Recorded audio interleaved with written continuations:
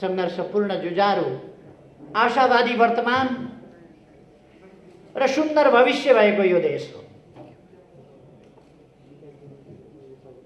यस देशलाई यो ठाउँसम्म हामीले सजिलैसँग ल्याइ पुर्याएका छैनौँ। हामीभन्दा अगाडिका अग्रजहरूले विभिन्न लडाइँहरू लडे, बलिदान दिए र परिवर्तनहरू पनि समयानुकूल ढङ्गले ल्याउँदै गए, जागरण ल्याए। मैले फेरि दोहोऱ्याइरहनु पर्दैन, नेपालमा अनगिन्ती अग्रजहरूले बलिदानपूर्ण सङ्घर्ष गर्नुभएको छ। सुदूरपश्चिमका मात्रै पनि अघि भर्खर साथीहरूले नाम लिनुभयो। बाँकावीरदेखि, दशरथ चन्ददेखि, भीमदत्त पन्तदेखि विभिन्न लडाकुहरू आदि शहीददेखि अहिलेसम्मको जुझारु सङ्घर्षमा धेरैले जीवन दिए। यो सुदूरपश्चिम प्रदेश अलिकति पछाडि परेको थियो, अब सुदूरपश्चिम पछाडि पर्दैन। सुदूरपश्चिमको विकासका लागि हामीले बाटो समातिसकेका छौँ, मार्गचित्र कोरिसकेका छौँ।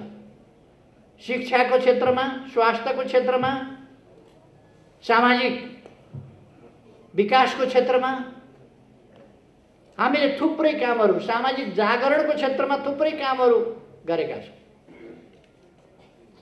त्यहाँका विभिन्न उत्पीडनका कथाहरू अब निरन्तर रहन सक्दैनन्। ती उत्पीडनका कथाहरूलाई हामी अन्त्य गर्छौँ। उत्पीडनका कथा, उत्पीडनका प्रवृत्ति कम्युनिस्ट पार्टीमा पनि नेता भयो भने अर्कोलाई उठ्नै नदिने, थिचेको थिचै गर्ने, थिचेको थिचै गर्ने। मैले चाहेर पनि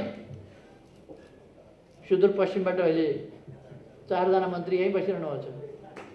कति जानुहुन्छ?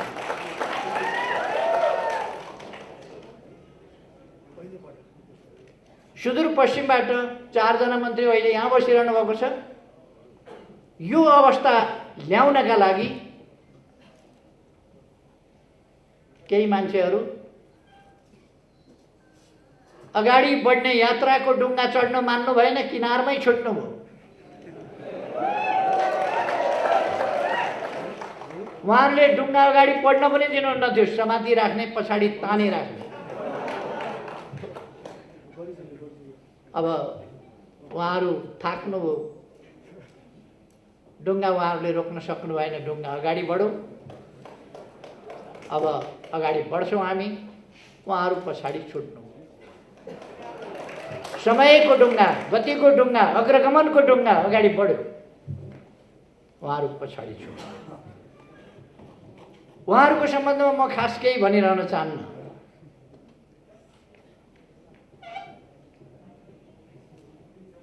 उहाँहरूका जुलुसमा हिजो उहाँहरूले के नारा लाउनुभयो, कस्ता नारा लाउनुभयो, महिलाहरूप्रतिको उहाँहरूको दृष्टिकोण के रहेछ, गणतन्त्रप्रतिको दृष्टिकोण के रहेछ, गणतान्त्रिक प्रणालीको सर्वोच्च संस्थाप्रतिको उहाँहरूको मान सम्मान के रहेछ, त्यो कुरा उहाँहरूले सडकभरि छताछुल्ल छरेर जानुभयो। कतै लुक्या छैन, मैले दोहोऱ्याइरहनु पर्दैन, भनिरहनु पर्दैन। जसको ध्यान आफूमा मात्रै छ, आफ्नो पदमा छ। बोलेको भाषण के थियो? मलाई मान गरेनन्, अपमान गरे। तपाईँहरूले सुन्नुभयो? जसको ध्यानै त्यतिमा छ अनि देशको ध्यान कसरी हुन्छ? यतापट्टि म धेरै गइरहन, उहाँहरूको धेरै टिप्पणी पनि गरिरहन्न। म खालि 2-4 वटा तथ्य यहाँहरूलाई भन्न चाहन्छु। म आज तपाईहरुको अगाडि जो उभिएको छु, नेपालमा लोकतान्त्रिक वामपन्थी र प्रजातान्त्रिक भनिएका दुईटै शक्तिहरू 17 साल पछिको निरङ्कुश दमनले क्षतविक्षत भएको अवस्था थियो। कांग्रेसहरू केही जेलमा थिए, केही प्रवासमा थिए, निर्वासनमा थिए, बाहिर आन्दोलन गर्न सक्ने हालतमा कांग्रेस थिएन। कम्युनिस्टहरू कि जेलमा थिए, कि निर्वासनमा थिए, कि टुक्रा टुक्रा भएर बसेका थिए, छिन्न भिन्न भएर। यत्रो पार्टी त्यसबेला कसैको भए त 17 सालमै राजा उल्टिन्थ्यो नि। 17 सालमै फ्याँकिन्थ्यो। लोकतन्त्रलाई फाल्ने राजा, जनतन्त्रलाई फाल्ने राजतन्त्र त्यति बेरै फालिन्थ्यो। तर जनतालाई सचेत बनाइएको थिएन, संगठित बनाइएको थिएन। आफ्ना आफ्ना पछि कुदेपछि केही पनि हुँदैन। त्यस्तो अवस्थामा टुक्रा टुक्रा शक्तिहरू, जनताको शक्तिलाई टुक्रा टुक्रा पारेको अवस्थामा 50 वर्ष अघि हामीले एउटा नयाँ आन्दोलन, नयाँ अभियान सुरु गर्यौं। सही विचारका साथ अगाडि बढ्नुपर्छ। त्यसकारण पहिले आन्दोलनका निम्ति सही विचार टुङ्गो लगाउनुपर्छ। हामीले लोकतान्त्रिक गणतन्त्रको विचार टुङ्गो लगायौं। त्यसलाई प्राप्त गर्नका लागि त्यस विचारमा केन्द्रित परिवर्तनकारी समतामूलक समाज निर्माण गर्ने विचार, त्यसमा केन्द्रित भएको सुदृढ संगठन, व्यापक संगठन आवश्यक छ। त्यसकारण हामीले व्यापक संगठन र सुदृढ संगठन निर्माण गर्ने अभियान सुरु गर्यौं। अलिक पर्याप्त अनुभव र अध्ययनको कमी, उमेरको पनि कमी, अनेक कारणहरूले आन्दोलनमा केही कमीहरू पनि रहे। तर त्यसको मूल पक्ष बिल्कुल जायज थियो। जनताको हातमा शासन भएको, जनतामा सार्वभौम सत्ता रहेको गणतन्त्रात्मक शासन व्यवस्था हुनुपर्दछ र सामाजिक समानता सहितको, न्याय सहितको लोकतन्त्र हुनुपर्दछ र त्यो लोकतन्त्र सुशासन र आर्थिक विकासको बाटोबाट अगाडि जानुपर्दछ र वास्तविक गणतन्त्र, गणतन्त्रात्मक लोकतन्त्र स्थापना हुनुपर्दछ। त्यसका लागि हामीले पहिले त जनताको शक्तिलाई मजबुत बनाउनु पर्छ भनेर आन्दोलनको एकीकरण, एकता, आन्दोलन विस्तार, संगठन निर्माण, विचारहरूको प्रचार सुरु गर्यौं र आन्दोलन अगाडि बढ्यो। अलिक समय त्यसले धक्का पनि खायो। अरू विभिन्न प्रवृत्तिहरू पनि आन्दोलनमा निस्किए, विभिन्न प्रवृत्तिहरू पनि अगाडि बढे। त्यसपछि विभिन्न समूहहरू पनि संगठित हुन थाले। बीपी कोइरालाले कमेन्ट गर्नुभएको थियो,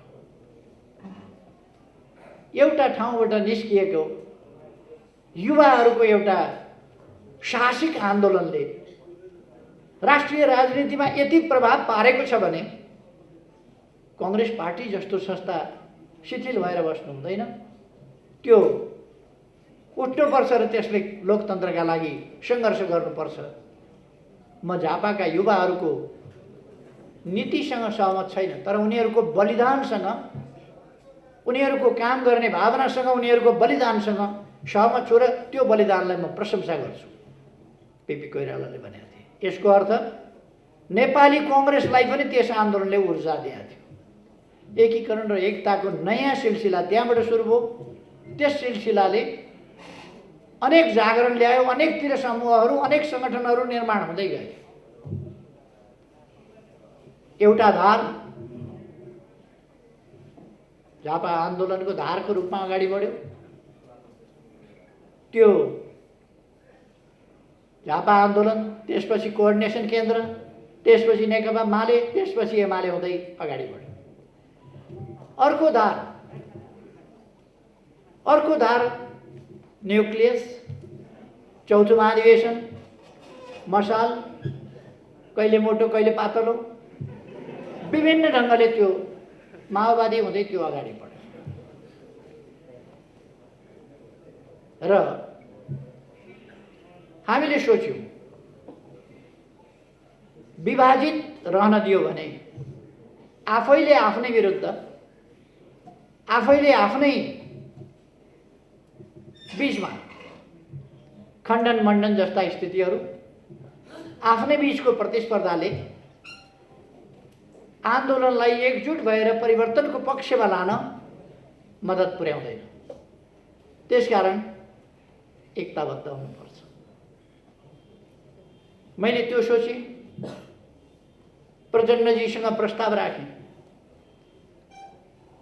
तपाईँ कांग्रेससँग मिलेर चुनाव लडेको थाहा छ हामीलाई, छोरी जिताउन।